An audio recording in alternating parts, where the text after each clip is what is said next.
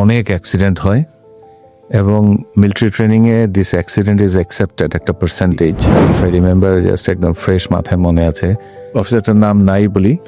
তো এত tough training এর ভিতরে he was so tired, he was sleeping on the rail line. বৃষ্টি পড়ছিল চতুর্দিকে এবং ওই সময় সে আমার সাথে, আমি তার চিনতাম ভালো করে, বিকজ তখন I was the basketball team captain in the BMA এবং সে আমার সাথে তখন খেলতো। I have the picture still. যখনই ওই পিকচারটা দেখে আই ফিল ব্যাড অ্যাবাউট হিম।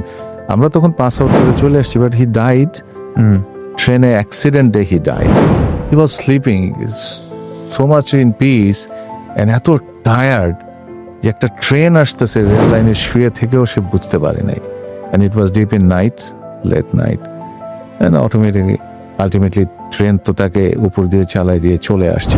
একটা ঘটনা বললাম তোমাকে, এরকম মেজর ঘটনা অনেক সময় অনেকে মারা গেছেন, অনেক সময় অনেকে প্রচুর ইনজুরি নিয়ে আসছে, মেডিকেলি বোর্ড নিয়ে আউট হয়েছে, because this training has to B tough. These are not the place for weaker people.